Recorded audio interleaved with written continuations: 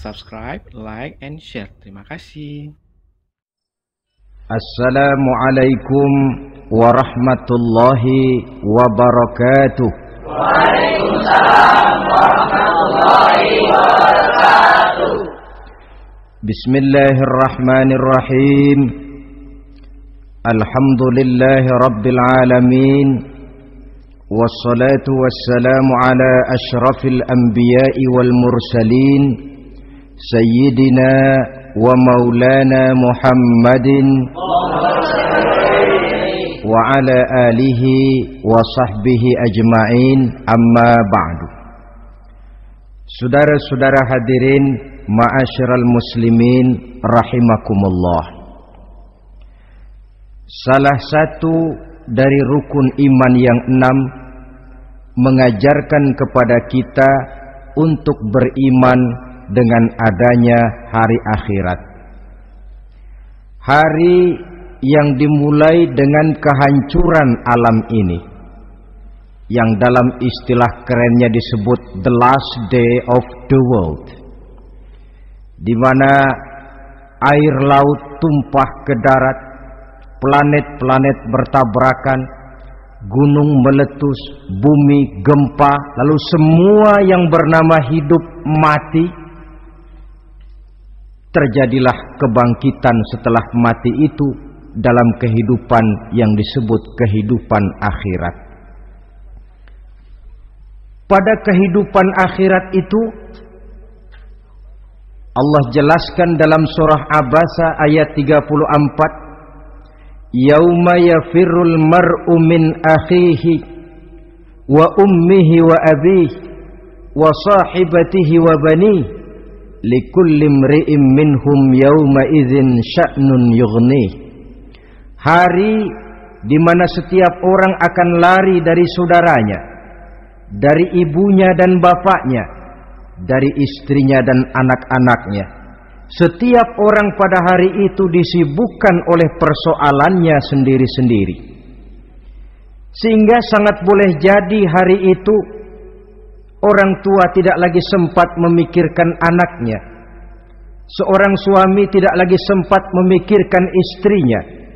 Seorang teman pun tidak akan sempat memikirkan teman.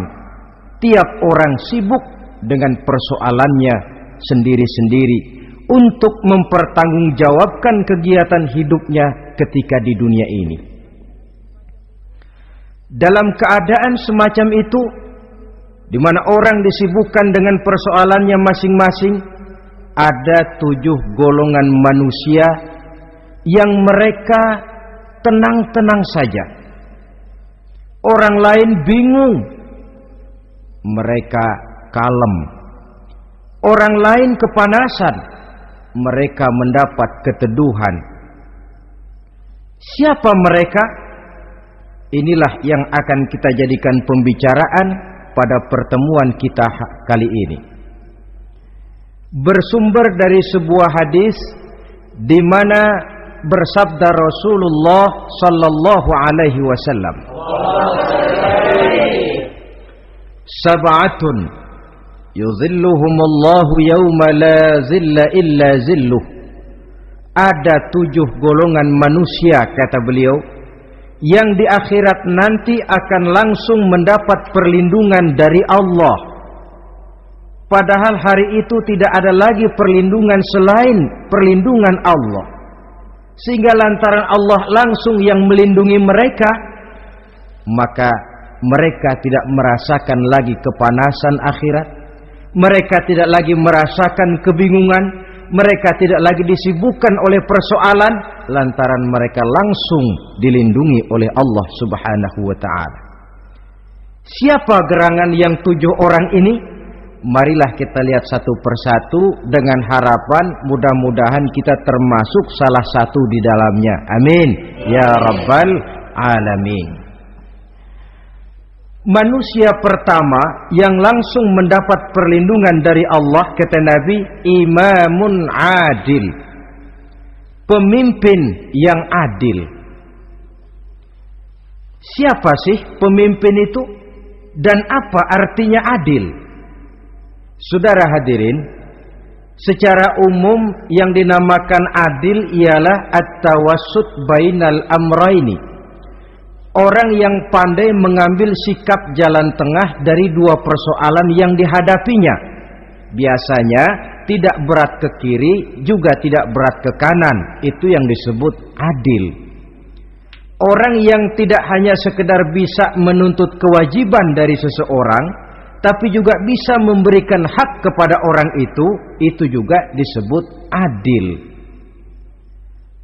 Lalu pemimpin itu siapa? Setiap kita adalah pemimpin. Yang besar kecilnya kepemimpinan kita bergantung kepada apa yang kita pimpin.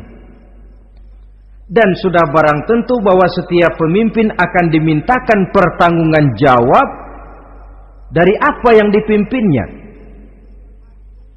Seorang pemimpin yang adil, dia menaungi orang-orang yang dipimpinnya dalam kehidupan di dunia ini. Pantas kalau di akhirat nanti Allah langsung menaungi mereka. Oleh karena itu, pemimpin merupakan suatu amanah.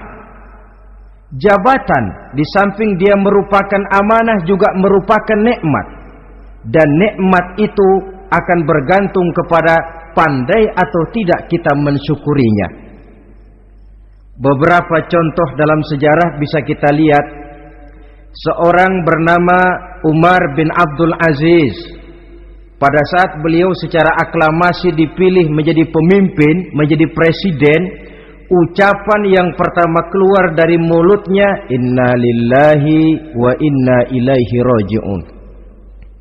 Coba bayangkan ini. Dipilih jadi pemimpin, diangkat jadi presiden, bukan alhamdulillah, malah inna lillahi wa inna ilaihi raji'un. Kenapa? Dia anggap jabatan itu adalah amanah. Menyia-nyiakan amanah berarti khianat, dan khianat ini adalah dosa besar. Pantaslah kalau Allah Subhanahu wa taala memperingatkan, nikmat bisa saja berubah menjadi azab kalau kita tidak pandai mensyukurinya. La in syakartum la azidannakum wa la in kafartum inna azabi lasyadid. Kalau kamu pandai bersyukur, aku tambah nikmatku. Tapi kalau kamu tidak pandai bersyukur, kamu ingkar, kamu lupakan nikmat Allah, awas, azabku amat pedih, kata Allah. Jadi berdasarkan logika dari ayat ini bisa kita katakan, orang kaya, ada orang kaya nggak di sini? Ada orang kaya nggak? Yang kaya tolong dengerin. Orang kaya itu bisa masuk surga karena hartanya.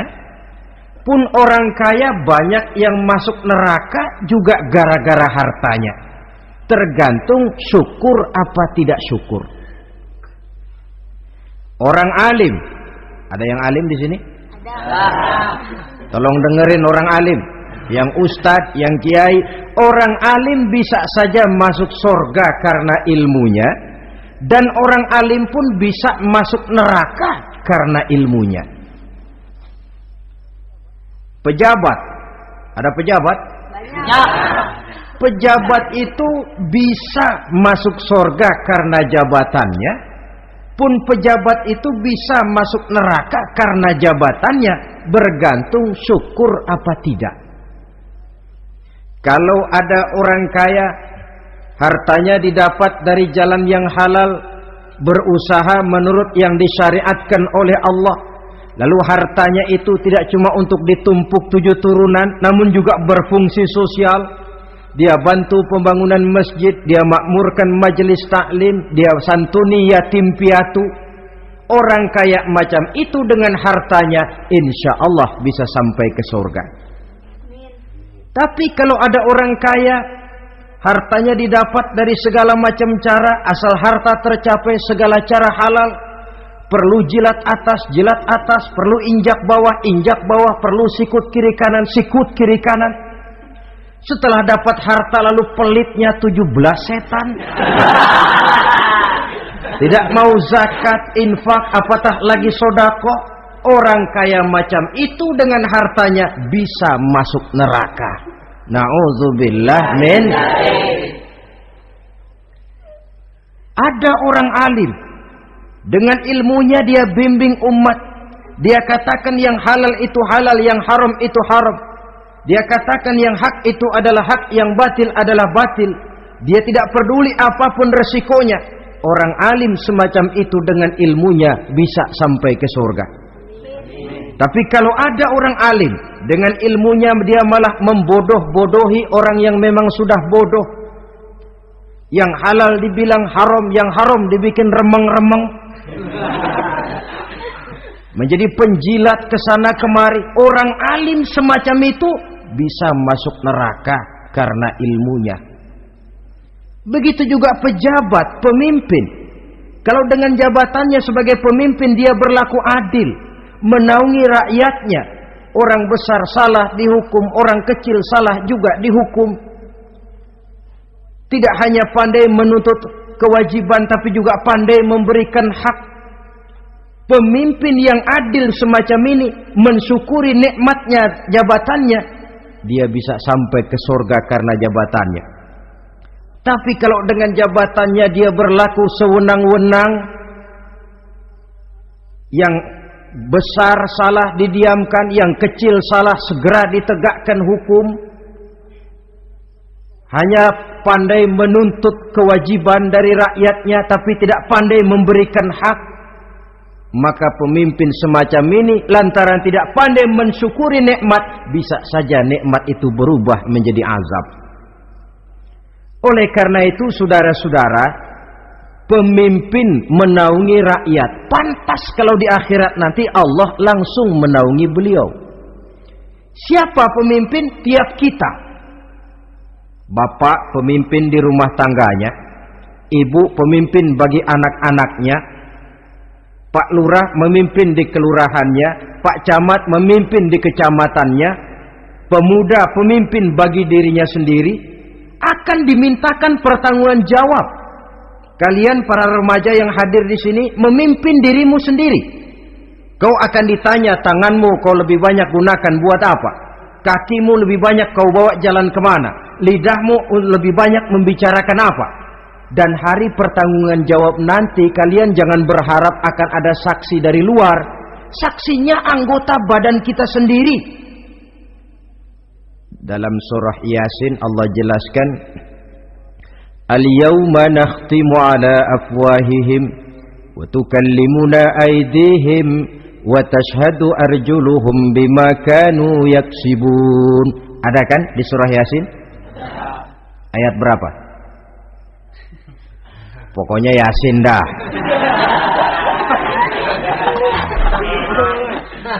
Daripada repot-repot, pokoknya Yasin gitu aja biar urusan lancar. Al-yawma nakhtimu ala afwahihim. Pada hari itu kami kunci mulut mereka. Jadi tidak pandai lagi mulut ini bicara. Wa tukallimuna aydihim, tangan-tangan mereka yang akan bicara kepada kami. Wa tashhadu arjuluhum, kaki mereka akan memberikan kesaksian bima kanu yaksibun, terhadap apa saja yang telah pernah mereka lakukan dalam kehidupan di dunia ini. Hari pertanggungjawaban jawab. Oleh karena itu kalau kita memimpin diri sendiri, berlakulah adil kepada diri sendiri. Nah, lalu masalahnya memang kita mesti adil kepada siapa saja sih? Ada 3 hal pokok yang kita harus berlaku adil.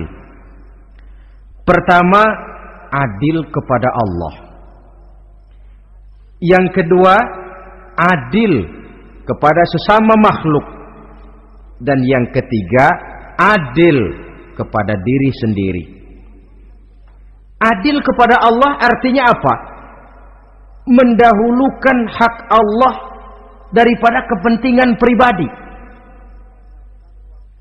Kalau sudah datang waktu sholat asar misalnya, walaupun sedang enaknya latihan voli, berhentilah dulu sebentar. Sholat kita adil kepada Allah. Adil kenapa? Dalam contohnya dengan sholat misalnya. Sholat itu kan sehari semalam 5 waktu yang wajib. Betul apa betul? Betul. 5 waktu. Lah sholat itu, kalau sholat bagus, taruhlah 7 menit. Kalau sholatnya itu kilat, 4 menit. Ada lagi yang kilat khusus, nggak pakai perangko, 2 menit barangkali selesai. Taruhlah 5 menit kita ambil yang bagus. Kalau 5 waktu kali 5 menit kan cuma 25 menit. Sementara Allah memberikan kita hidup ini 24 jam sehari semalam. Cuma 25 menit diminta untuk ibadah kepadanya. Tidak sanggupkah kita berlaku adil? 25 menit ini untuk menghadapmu ya Allah. Sementara engkau telah memberikan restannya 23 jam 35 menit untuk hidup dalam sehari semalam. Mendahulukan hak Allah daripada kepentingan pribadi. Adil kepada Allah. Adil kepada yang kedua, adil kepada sesama makhluk. Adil kepada manusia, adil kepada binatang, adil kepada alam. Yang kalau prinsip keadilan itu kita langgar akan membawa efek bagi diri kita juga. Manusia sekarang kan tidak adil kepada alam. Misalnya apa? Hutan ditebangi secara liar. Gunung-gunung menjadi gundul. Akibatnya ketika turun hujan terjadi erosi, banjir melanda kemana-mana, tanah longsor terjadi. Akibatnya terkena manusia juga kalau mereka sudah tidak menjaga keseimbangan alam ini. Adil kepada orang lain, apakah itu namanya tetangga, teman, keluarga. Dan yang ketiga, adil kepada diri sendiri. Bagaimana pengertiannya? Mata ini punya hak untuk tidur. Begadang terus tiap malam, tidak adil kepada mata. Nah, ini yang ketawanya paling kencang pasti tukang begadang ini.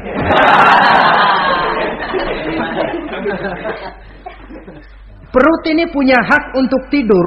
Puasa saja siang malam mengurangi hak perut. Adil kepada diri sendiri. Untuk kehidupan yang akan datang di akhirat, pasti akan kita temui. Kita yakini keberadaannya. Yang oleh karena itu, kalau kebetulan kita ini adalah pemimpin, sekurang-kurangnya pemimpin bagi diri sendiri, marilah kita berusaha menjadi pemimpin yang adil. Supaya nanti di akhirat, Allah Subhanahu wa ta'ala memberikan perlindungan langsung kepada kita. Amin ya rabbal alamin. Ini yang pertama. Lalu yang kedua, orang yang akan langsung mendapat perlindungan dari Allah, syab nasha'a fi ibadatillah. Orang muda yang tekun beribadah kepada Allah. Anak muda yang rajin ibadah. Kenapa kok Nabi bilang anak muda, bukan orang tua? Apa orang tua yang rajin ibadah Allah enggak senang? Tentu Allah senang. Cuma Allah lebih senang lagi kalau ada anak muda yang rajin ibadah. Sebab apa? Kondisi psikologis. Kalau ada orang tua rajin ibadah, itu mah pantas. Emang udah waktunya. Ada orang sembayangnya rajin, masuk masjid, masuk maghrib, keluar isya, malam tahajud, tahlilnya mantap. Umurnya berapa? 70. Enggak istimewa. Itu memang sudah mestinya. Lagian kalau sudah 70 masih bandel aja, kapan mau taubat? Tapi kalau ada anak muda, darahnya masih mengalir dengan panas, dia masih berusaha mencari bentuk-bentuk kepribadian dalam dirinya, dia masih mudah terpengaruh oleh lingkungan, tapi dia sanggup memblokir itu, disalurkannya di jalan Allah, dia tekun beribadah. Allah cinta betul pemuda semacam itu. Sehingga nanti di akhirat mereka langsung mendapat perlindungan dari Allah Subhanahu wa ta'ala. Selalu pembangunan yang mengarah kepada modernisasi diikuti dengan proses pergeseran nilai. Dalam kondisi semacam ini, kehidupan remaja pemuda yang masih mencari identitas dan pembentukan kepribadiannya mudah terpengaruh oleh hal-hal yang ada di sekelilingnya. Sehingga sangat boleh jadi apa yang dianggap orang dulu tabu lalu dianggap biasa. Yang aneh-aneh malah dijadikan model. Yang dilarang malah nekat diterjang. Di mana norma dan kaedah-kaedah moral tidak lagi mendapat perhatian yang wajar. Dalam kondisi semacam ini terjadilah proses peluncuran moral. Dan hampir di mana-mana kehancuran suatu bangsa dimulai dengan kehancuran moral daripada generasi mudanya.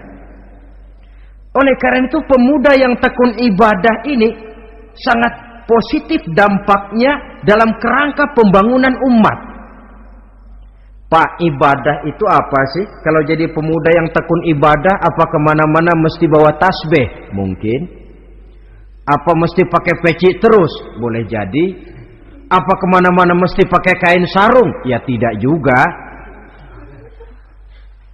Ibadah kan artiannya luas. Segala perbuatan yang diperintah dan karenanya bertujuan mencapai ridho Allah, itu bernama ibadah. Kalian remaja berangkat menuntut ilmu, pergi pagi pulang siang, membekali diri, menuntut ilmu itu ibadah.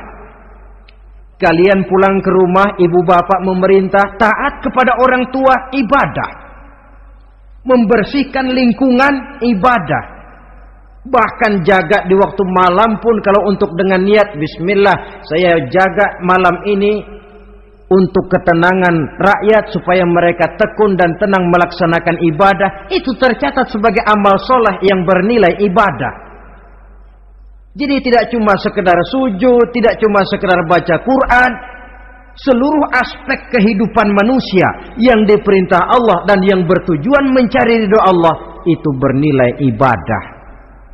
Pemuda yang tekun melaksanakan ibadah kepada Allah. Apalagi terutama adik-adik remaja yang hadir pada kesempatan ini, masa muda itu masa yang paling indah memang. Sampai orang Kulon bilang, there is not delightful memorize. Iya, barat itu kan Kulon. Saya lebih senang pakai orang Kulon saja. There is not delightful memorize and then the youth moment. Bahwa tidak ada masa yang lebih indah selain masa muda. Tapi masa muda yang katanya indah itu sebentar. Sebentar sekali. Kalau kita tidak pandai memanfaatkannya dengan sebaik-baiknya, boleh jadi dia akan hilang tanpa sesuatu yang ada artinya buat hari depan. Dan hari depan itu sebagian besar ditentukan oleh masa muda sekarang ini.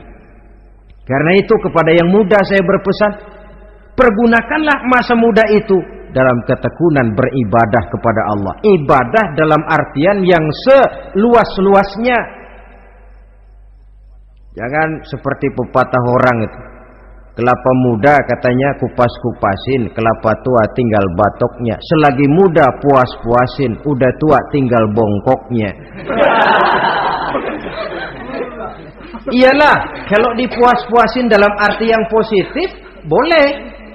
Mumpung masih muda, puas-puasin nuntut ilmu. Mumpung masih muda, puas-puasin ibadah. Mumpung masih muda, puas-puasin berbakti kepada kedua orang tua. Puas-puasin dalam artian yang positif, tentu saja bagus.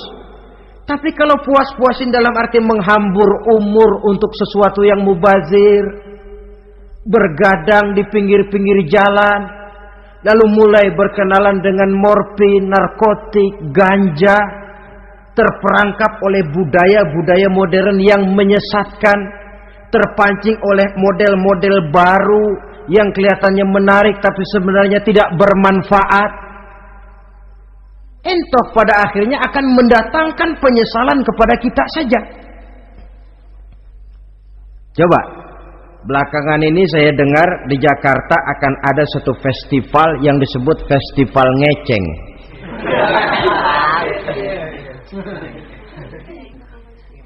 Ngeceng ini kalau bahasa gampangnya nampang. Jadi itu biasanya muda-mudi diri di pinggir-pinggir jalan, pakai kacamata hitam, pakaian warna-warni, rambut dicat sedemikian rupa supaya menarik perhatian.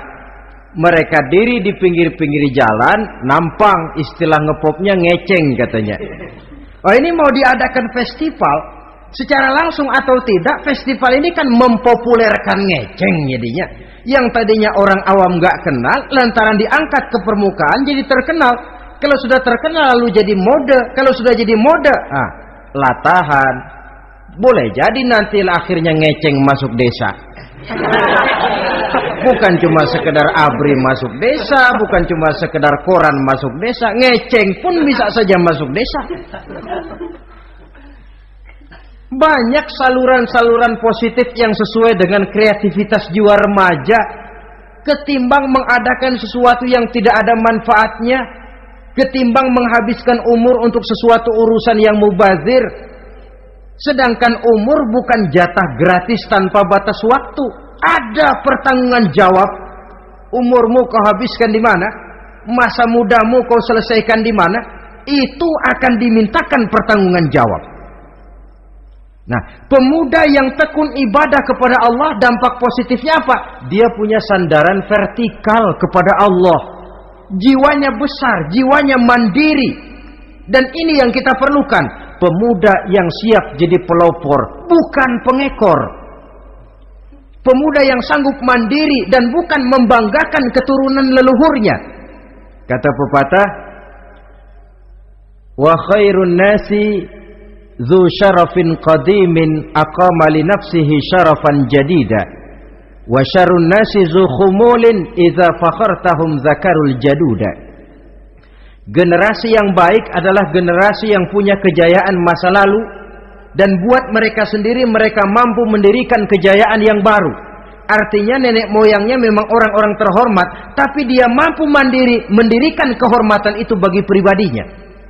Sebaliknya, generasi yang paling jelek adalah generasi pemalas, yang kalau orang lain kelihatan lebih hebat, dia sebut-sebut nenek moyangnya.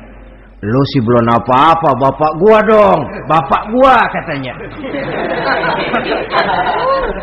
Lu sih belum apa-apa, om saya dong, tante saya dong. Kerjanya cuma membangga-banggakan leluhur, dia sendiri tidak ada apa-apanya. Ini generasi yang paling jelek.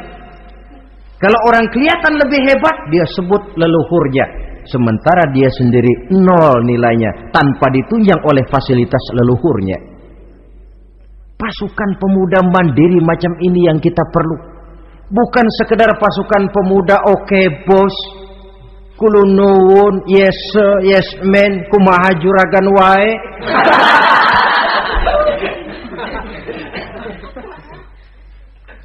Dan terus terang kita miskin dengan pemuda yang mandiri, yang punya kepribadian, yang berani berkata ya terhadap yang benar dan berani berkata tidak terhadap yang tidak benar. Dari mana ini didapat? Sandaran vertikal dalam bentuk ibadah kepada Allah akan memantapkan jiwa, membersihkan hati, sehingga dia akan berfungsi seperti radar. Sandaran vertikalnya cuma kepada Allah. Inilah dampak positifnya. Karena itu, tentu saja kita berharap sekurang-kurangnya pemuda-pemudi yang hadir pada kesempatan ini menjadilah pemuda-pemudi yang tekun beribadah kepada Allah. Amin. Amin. Nah, baiklah ya. Itu tadi yang kedua. Kita lanjutkan sekarang yang ketiga. Orang yang akan langsung mendapat perlindungan dari Allah. Kata Nabi, rajulun qalbuhu mu'allakun bil masjidi. Seseorang yang hatinya selalu terpaut kepada masjid. Apa arti terpaut kepada masjid ini? Apa orang yang gak pernah keluar-keluar dari masjid? Tentu saja bukan. Apa gunanya di dalam masjid terus kalau kerjanya cuma tidur doang? Maksud terpaut kepada masjid ini, hatinya selalu berpikir bagaimana memakmurkan masjid.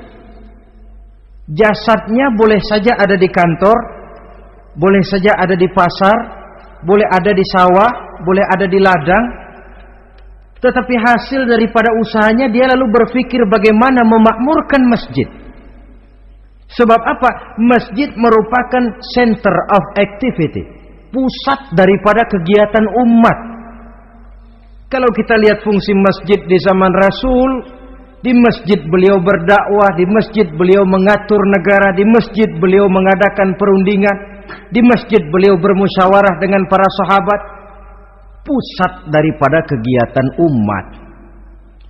Dan memakmurkan masjid ini dasarnya tidak lain karena iman kepada Allah. Prinsipnya bagaimana kita menghidupkan masjid dan bukan mencari hidup di masjid. Kalau sudah prinsipnya dibalik, bukan menghidupkan masjid tetapi mencari hidup di masjid, saya khawatir masjid akan ambruk. Nyatanya kadang-kadang masjid kita ini fungsinya belum maksimal. Kadang-kadang ada kok masjid yang bukanya cuma seminggu sekali. Jumat pagi jam 9 masjid buka, Jumat jam 2 tutup, buka-buka lagi Jumat depan. Seminggu sekali. Kelemahan lainnya manajemen masjid, terus terang sajalah kita bicara. Kadang-kadang pengelolaannya ketua masjid bapaknya, khotib mantunya, sekretaris ponakannya, imam Bilal cucunya. Gak ada orang lainnya. Ya kalau bagus kepengurusannya tidak apalah. Tapi kadang-kadang kelemahannya ialah bagaimana menciptakan manajemen masjid yang baik sehingga masjid bisa berfungsi sebagaimana fungsinya di zaman Rasulullah sallallahu alaihi wasallam. Apalagi belakangan ini ada kecenderungan yang membuat kita optimis, gembira. Remaja, pemuda-pemudi mulai gemar datang ke masjid. Berkumpul membentuk remaja masjid, remaja musola, mengadakan kegiatan majelis taklim yang mingguan, yang bulanan, aksi sosial yang semuanya bermuara dari kehidupan masjid. Sesuatu yang menggembirakan. Dan sudah sepatutnya para pengelola masjid membuka pintu untuk bisa mengatur masjid menurut manajemen yang diharapkan oleh umat. Karena bagaimanapun di masjid dua jalur komunikasi, bahasa kerennya two-way traffic communication, itu bisa kita laksanakan. Yaitu hablum minallah wa hablum minan nas. Berhubungan kepada Allah dan berhubungan kepada sesama manusia bisa terlaksana di masjid. Berhubungan dengan Allah jelas saja lewat sholat misalnya.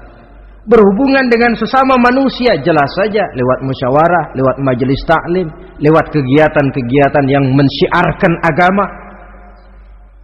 Dan begitu selanjutnya. Saudara hadirin yang saya hormati, memakmurkan masjid sebagai rumah Allah. Sebab dalam hadis kursi Allah katakan, inna buyuti fil ardi al masajid wa inna zuwari fiha ummaruha. Rumahku di permukaan bumi adalah masjid-masjid, kata Allah. Dan orang-orang yang memakmurkan masjid, orang yang datang ke masjid adalah tetamuku. Kalau Allah memerintahkan kita menghormati tamu, tentu Allah lebih tahu bagaimana menghormati tamunya sendiri. Allah mengajarkan kita, hormatilah tamumu. Sekarang kita yang menjadi tamunya Allah dengan datang ke masjid, dengan memakmurkan masjid, Allah lebih tahu menghormati tamunya. Ini yang ketiga. Yang keempat, hadirin, orang yang langsung mendapat perlindungan dari Allah itu rajulani tahabba fillahi ijtama'a alaihi wa tafarraqa alaihi. Dua orang yang menjalin persaudaraan, yang bertemu dan berpisah karena Allah, bersaudara karena Allah, bukan karena orang punya pangkat tinggi lalu kita temani, bukan karena orang kaya lalu kita dekati, tetapi karena Allah. Kau di jalan Allah, mari kau saudara saya. Kau keluar dari jalan Allah, maaf sajalah, bawalah dirimu sendiri, saya akan membawa diri saya. Lebih baik sendiri daripada berteman jahat. Berdua memang lebih baik daripada sendiri, tapi sendiri lebih baik daripada berteman jahat. Maksudnya apa ini? Sederhana dalam benci, sederhana dalam cinta. Ukurannya Allah. Al-Quran mengisyaratkan, wa asa an tuhibbu syai'an wa huwa syarrul lakum, wa asa an takrahu syai'an wa huwa khairul lakum. Sangat boleh jadi, kata Allah, kamu menyenangi sesuatu padahal akibatnya tidak baik bagi kamu. Dan sangat boleh jadi kamu membenci sesuatu padahal akibatnya baik bagi kamu. Nah, mari kita lihat. Kalau orang bersaudara cuma karena temannya itu punya pangkat tinggi, saya yakin kalau temannya pensiun, persaudaraannya akan selesai sampai di situ. Kalau kita mencari teman cuma karena dia kaya, satu saat dia jatuh bangkrut, jatuh miskin, persaudaraan akan selesai sampai di situ. Tapi kalau karena Allah yang bisa memisahkan kita apabila orang sudah keluar dari jalur yang diridhoi oleh Allah Subhanahu wa taala. Oleh karena itu, kepada semua hadirin, mari menjalin persaudaraan dalam bentuk ideal yang diajarkan oleh Islam, nilai persaudaraan yang diikat oleh akidah. Kalaupun harus benci, bencilah sederhana, tidak habis-habisan ngebenci orang. Kalaupun harus cinta, cintalah sederhana. Boleh jadi yang hari ini kita benci bukan main, besok kita senangi. Mungkin yang hari ini kita cintai mati-matian, besok sudah berubah menjadi yang kita benci. Sederhana saja, tidak usah berlebih-lebihan. Kalau nilai persaudaraan yang diajarkan ini bisa kita wujudkan, persaudaraan yang diikat dengan nilai akidah, maka dari persaudaraan semacam itu insya Allah kita bisa berbuat banyak untuk kepentingan diri, keluarga, masyarakat kita pada umumnya. Ini kelompok yang keempat. Orang kelima yang nanti langsung mendapat perlindungan Allah, rajulun da'athum ra'atun zatu mansibin wa jamalin ila nafsiha faqala inni akhafullaha rabbal alamin. Seorang laki-laki, kata Nabi, yang dipanggil oleh perempuan cantik. Laki-laki normal dipanggil oleh perempuan cantik.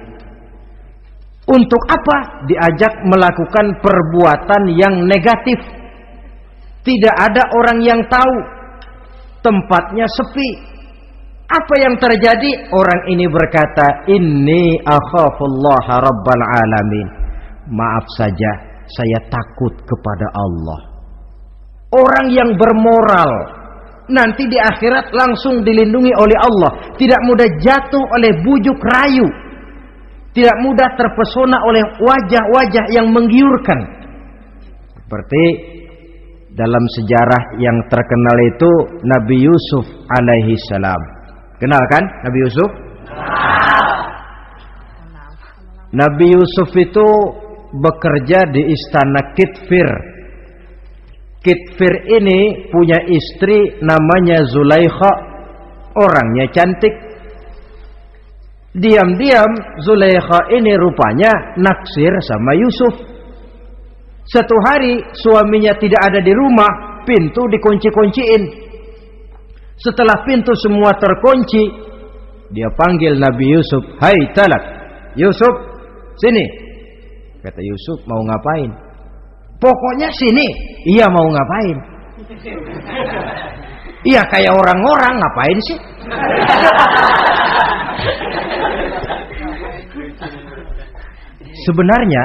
Sebenarnya ini Zulaikha senang kepada Yusuf, Yusuf pun demikian. Walaqad hammat bihi wa hamma biha. Zulaikha menyenangi Yusuf, Yusuf pun menyenangi Zulaikha. Tapi apa? Walaula an ra'a burhana rabbih.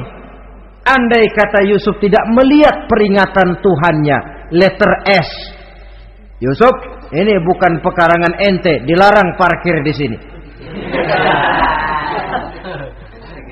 Sehingga walaupun tidak ada yang tahu, tidak ada yang melihat, Nabi Yusuf selamat dari bujuk rayu Zulaikha. Mempertahankan nilai-nilai moral di tengah kemajuan zaman memang merupakan pekerjaan yang tidak ringan. Merupakan pekerjaan yang sangat berat. akan ada saja cobaan, akan ada saja gangguan yang kita temui di sepanjang perjalanan hidup ini. Tapi sebaliknya, kalau orang sudah tidak lagi menjunjung moral yang tinggi, lalu hidup menurut selera sendiri-sendiri, ya kita lihatlah lahirnya kebudayaan kumpul kebo yang diawali dengan free sex yang mengarah kepada Samenleven alias hidup bersama tanpa nikah. Memang sebabnya boleh jadi macam-macam. Mungkin karena broken home, nggak merasa diperhatikan di rumah, ibu bapak sibuk, lalu anak mencari kesibukan sendiri. Mungkin karena tekanan ekonomi dalam kehidupan miskin, lalu ada yang menawarkan kerjaan, tidak taunya malah dilemparkan ke lembah hitam. Mungkin juga karena pengaruh pergaulan dari lingkungan baik-baik, lalu berteman dengan yang tidak baik, hanyut ditelan arus pergaulan. Mungkin juga pengaruh kebudayaan yang dia tonton, buku yang dia baca, film yang dia lihat, ikut mewarnai dan membentuk kepribadiannya. Tapi apapun alasannya, satu hal yang jelas, semuanya berangkat dari rapuhnya pegangan orang kepada nilai-nilai agama. Sebab sumber nilai moral yang tertinggi tidak lain agama adanya. Intinya apa? Intinya tidak lain, orang yang beragama itu meyakini bahwa kemanapun dia pergi, dimanapun dia berada, Allah selalu melihat yang dia lakukan. An ta'budallaha ka'annaka tarahu fa illam takun tarahu fa innahu yaraka. Begitu yang kita pelajari dalam ihsan. Engkau beribadah kepada Allah seolah-olah kau lihat Allah. Kalaupun Allah tidak kau lihat, yakinlah Allah melihatmu. Jadi kalau saya sendiri, yang kedua itu Allah. Dibujuk rayu oleh cewek cakep, ayo dah bang, gak ada orang, kita cuma berdua. Dia bilang enggak, kita enggak berdua, bertiga. Berdua bang, bertiga. Yang ketiga siapa? Lu, gue, Allah, tiga.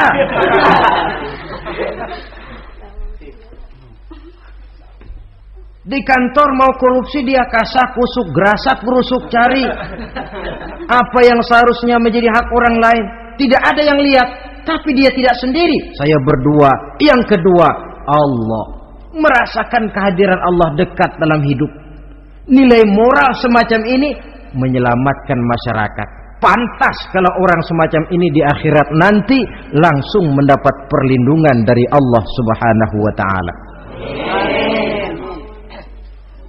Karena itu terutama adik-adik remaja yang hadir, sebenarnya yang paling mahal dalam hidupmu adalah harga dirimu. Kalau itu sudah terjual dan tergadai, apalagi yang bisa kau banggakan dalam hidup ini? Titel yang berenteng barangkali, harta yang banyak, mobil yang serba berkilat barangkali. Tidak akan banyak manfaatnya kalau sudah dimulai dengan kehancuran daripada harga diri. Tidak ada yang lebih mahal daripada harga diri. Jagalah itu baik-baik. Pelihara nilai-nilai moral. Makin pandai kau jaga diri, insya Allah makin mahal hargamu. Dalam pandangan manusia, lebih-lebih juga dalam pandangan Allah. Pantas kalau pepatah bilang, innamal umamul akhlaqu ma baqiyat, fa in zahabathumu akhlaquhum zahabu. Suatu bangsa akan tegak kalau dia masih punya nilai moral. Bila hancur moral itu, hancur jugalah ketegakan daripada bangsa itu sendiri. Ini yang kelima. Yang keenam, masih dua lagi. Orang keenam yang nanti akan langsung mendapat perlindungan dari Allah, rajulun zakarallaha khalian fafadat ainahu. Seseorang yang mengingat Allah dalam kesunyian, lalu berlinang air matanya. Tengah malam dia bangun, bertahajud dia kepada Allah. Gemersik tikar tersentuh tangan, laksana lambaian tangan malaikat maut nak datang merenggut nyawa. Terbayang segala dosa dan kesalahan, tergambar semua kekeliruan yang dilakukan dalam hidup. Lalu air mata pun tanpa terasa berurai membasahi pipi. Orang yang mengingat Allah dalam kesunyian. Saudara, Tidak ada orangnya itu yang tidak punya dosa. Coba saya mau tanya, yang kumpul di sini ada nggak orangnya yang nggak punya dosa? Tidak ada. Dan memang orang yang baik itu bukan orang yang tidak punya dosa, sebab tidak ada orang yang tidak punya dosa. Orang yang baik adalah orang yang apabila dia melakukan dosa, dia segera sadar, dijadikannya itu sebagai pelajaran untuk tidak diulanginya lagi pada masa yang akan datang. Dengan kata lain, mengingat Allah dalam kesunyian itu artinya bertaubat. Ini kan anak muda sekarang ini kalau diajak bicara taubat, taubat mah urusan 70 ke atas, Pak. Kita ini masih lama. Padahal masalah taubat bukan masalah tua. Masalah taubat adalah masalah dosa, dan masalah dosa adalah masalah manusia sejak dia akil balik sampai dengan kehidupannya yang sekarang. Sengaja atau tidak, besar atau kecil, ringan atau berat, tiap kita mesti mempunyai yang namanya dosa. Allah Maha penerima taubat sepanjang nafas belum sampai di kerongkongan. Jikalau nafas sudah sampai di tenggorokan, baru kita mau melaksanakan yang namanya taubat. Kasihlah itu.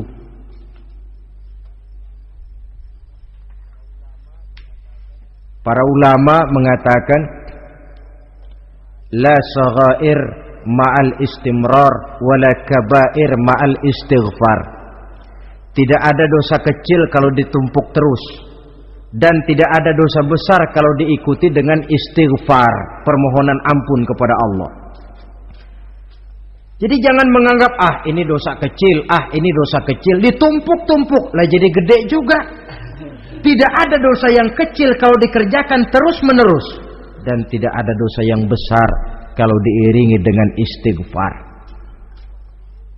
Dalam kehidupan ini apabila dosa sudah bertumpuk, maksiat merajalela, munkarat menjadi jadi, Allah tidak akan segan-segan menurunkan azab.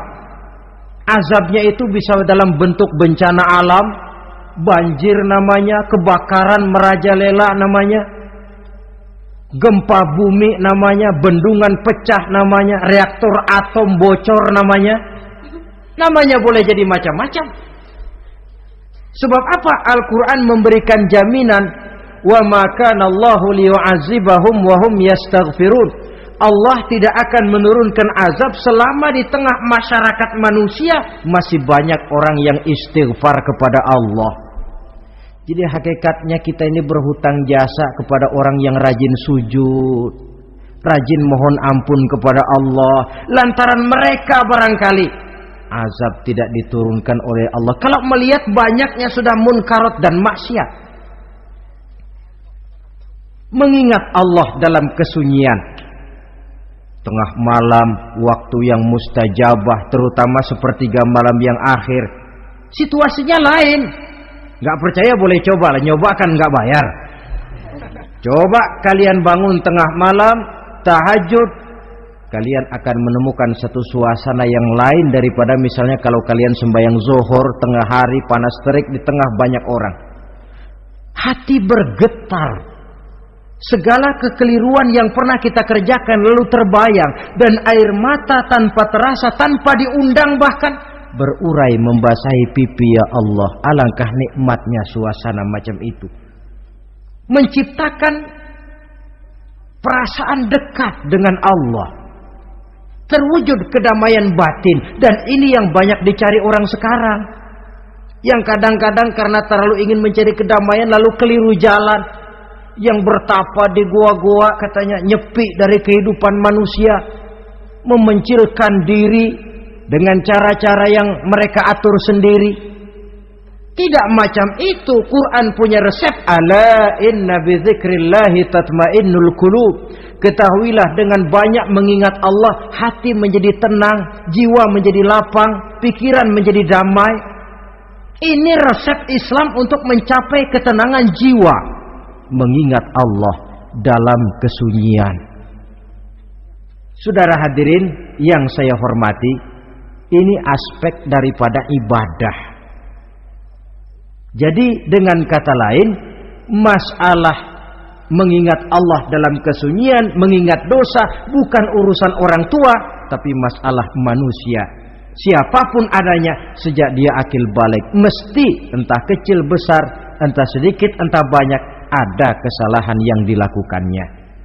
Karena itu, kalau kita masih diberikan kesempatan untuk hidup, artinya Allah masih memberikan kesempatan kepada kita untuk memperbaiki diri.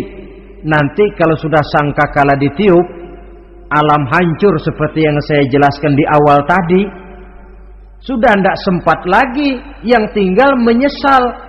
Ada yang meratap lalu berkata, ya laitani kuntu turaba. Dalam Quran, aduh andai kata kita bisa balik jadi tanah aja dah dulunya, jangan jadi orang. Kalau dulu kita tetap jadi tanah mah nggak tanggung jawab apa-apa. Dijadiin orang sekarang mesti tanggung jawab. Bagaimana ini? Bingung.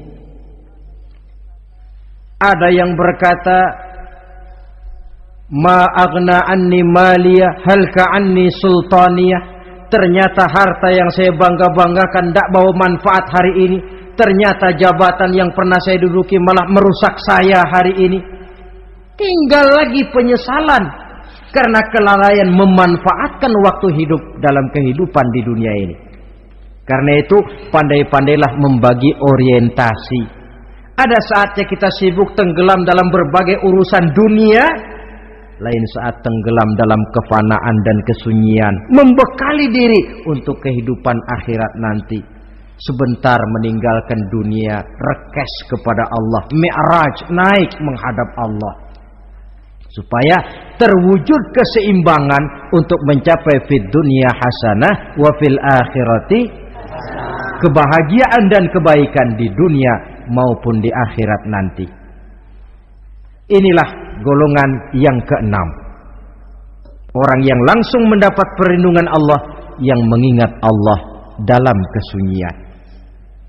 Yang ketujuh, yang terakhir, orang yang langsung mendapat perlindungan dari Allah di akhirat nanti, rajulun tasaddaqa bi sadaqatin fa akhfaha hatta la ta'lama shimaluhu ma tunfiqu yaminuhu. Seseorang yang bersedekah lalu dia ikhlas dengan sedekahnya sehingga tangan kirinya tidak tahu apa yang diberikan oleh tangan kanannya. Orang yang pemurah, orang yang menyadari bahwa apapun yang dia punya dalam hidup ini cuma sekedar titipan. Fungsinya lalu seperti keran, menyimpan air tapi untuk disalurkan lagi kepada orang yang memang memerlukannya. Alangkah nikmatnya kalau Allah memberikan kepercayaan kepada kita untuk menjadi penyalur, distributor rezeki. Kalau kita ingat kemari, berpikir ke sini, kita tidak akan sayang lagi. Enak saja yang peras keringat banting tulang cari rezeki saya, sampean datang-datang mau minta. Lah, mungkin rezeki dia tapi lewat tangan kita. Satu kehormatan dari Allah kalau kita dijadikan seperti keran, menyimpan air tapi tidak untuk dirinya sendiri, disalurkannya kepada orang-orang yang memang memerlukannya. Tidak ada orang jatuh bangkrut lantaran bersikap pemurah, dan tidak ada orang jadi kaya raya lantaran dia bakhil atau pelit bin kikir alias medit.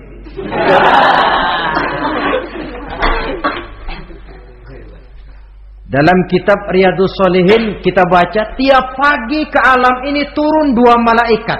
Cuma kita nggak tahu. Dua-duanya berdoa, yang sebelah kanan berdoa, yang sebelah kiri berdoa. Kata yang sebelah kanan doanya tiap pagi ini. Kata yang malaikat yang satu dia berdoa, Allahumma a'ti munfiqan khalafa. Ya Allah, kepada orang-orang yang suka infak, kepada orang-orang yang suka memberi, kepada orang-orang yang pemurah, gantilah mereka dengan yang lebih baik dari apa yang telah mereka berikan. Lalu malaikat yang satu berdoa, Allahumma a'ti mumsikan talafa. Ya Allah, kepada orang-orang yang mumsik, bakhil, kikir, berilah mereka kerusakan dan kebinasaan di dalam harta mereka. Maka lihat sajalah, Orang kaya tapi pelit, ada saja jalan yang kira-kira duitnya bakalan jadi keluar dan gak ada pahalanya. Apa kena musibah lalu berobat sekian juta, apa kemalingan, apa ditipu orang, ada saja cara duitnya keluar yang gak ada pahalanya. Inilah prinsipnya. Allah mencintai orang pemurah. Dalam hadis kursi, uhibbu ahlas sakha wa hubbi lil faqiri syakhi asyad. Aku cinta kepada orang yang pemurah, tapi aku lebih cinta kepada orang miskin yang pemurah. Orang kaya pemurah Allah cinta, orang miskin pemurah Allah lebih cinta. Kenapa? Nilainya lain. Orang kaya sedekah 500, orang miskin sedekah 500, sama 500-nya, tapi saya yakin pahalanya lebih besar buat si miskin. Kenapa? Buat orang kaya 500 apa artinya? Sekelebatan.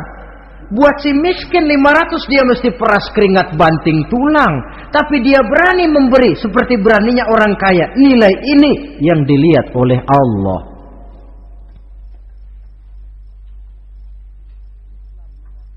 Islam mengakui hak milik pribadi, tapi harus berfungsi sosial.